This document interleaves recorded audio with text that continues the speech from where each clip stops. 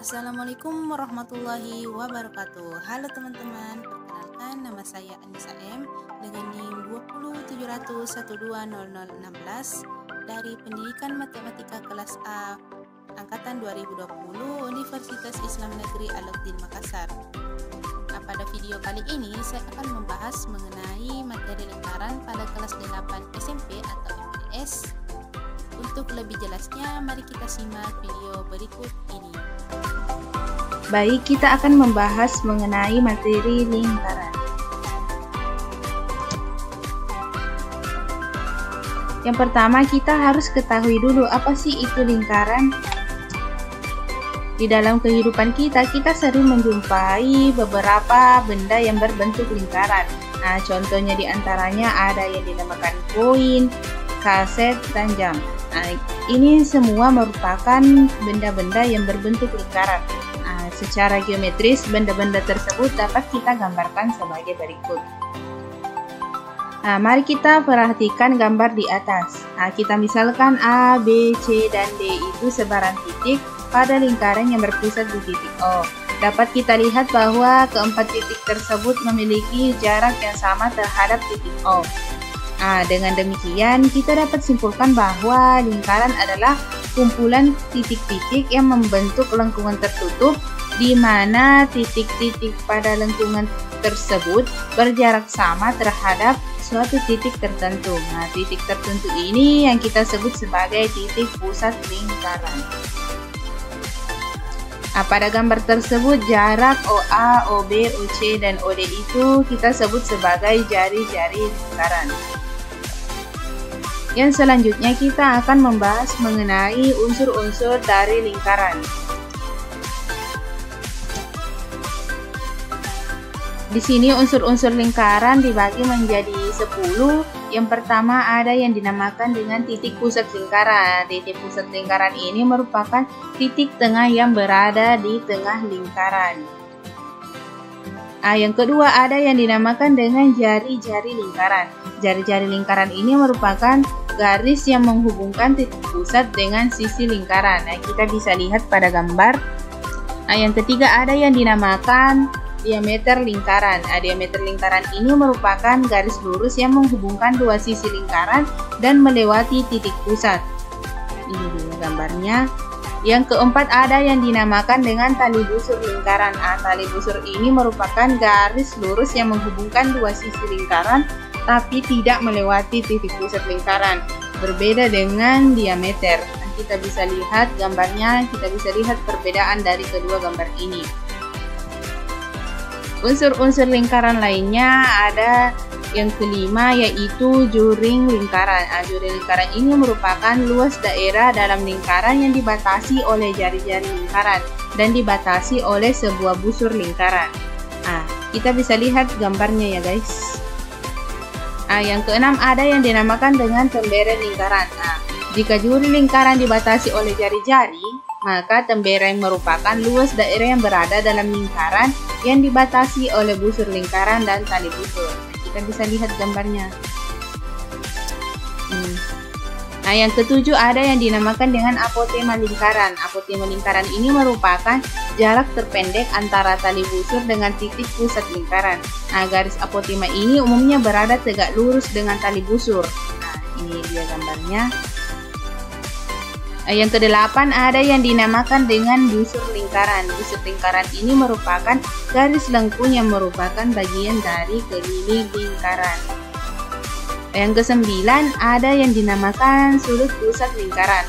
Sudut pusat lingkaran ini merupakan sebuah sudut yang terbentuk dari perpotongan antara dua buah jari-jari yang ada di titik pusat lingkaran. Ini dia gambarnya.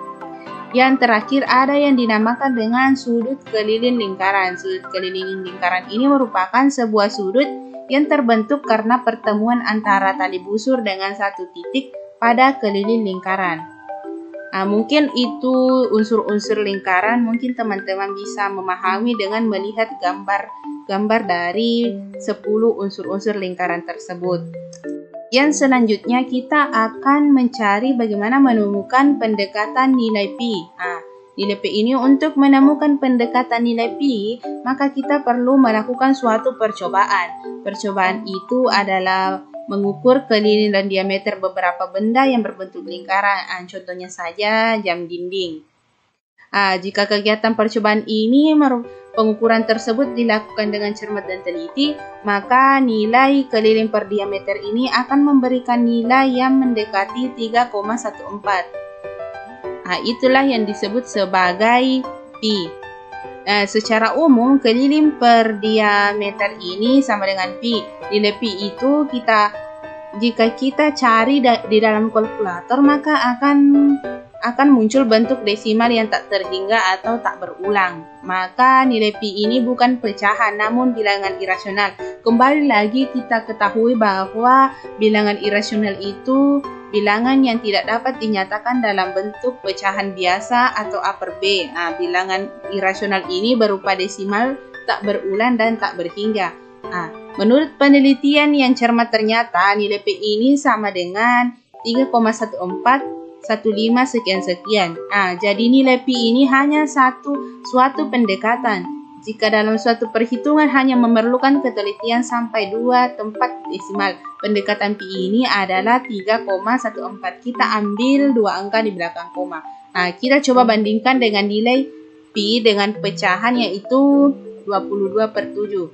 Bilangan 22/7 itu jika dinyatakan dalam bentuk pecahan desimal adalah 3,14 sekian-sekian. Jadi 22/7 ini kita juga dapat gunakan sebagai pendekatan dari nilai pi. Secara umum nilai pi itu ada 2, yaitu nilai pi sama dengan 3,14 atau 22/7. Lingkaran ini merupakan luas daerah yang dibatasi oleh keliling lingkaran. Daerah yang diarsir pada bangun di bawah ini merupakan daerah lingkaran. Luas lingkaran dapat kita hitung menggunakan rumus umum luas lingkaran.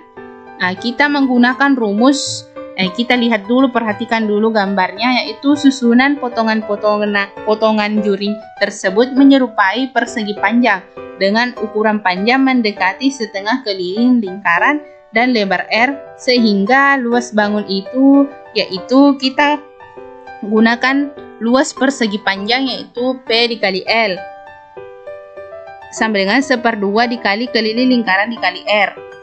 Maka menghasilkan 1/2 dikali 2 pi R. Kan rumusnya tadi keliling lingkaran itu 2 pi R.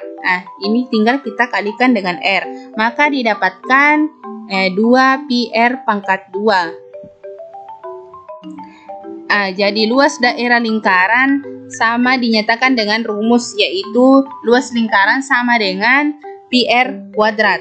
Karena R-nya itu sama dengan 1/2 dari diameter, maka L-nya yaitu pi dikali 1/2 D kuadrat. Maka didapatkan pi sama dengan pi dikali 1/4 dikali D kuadrat.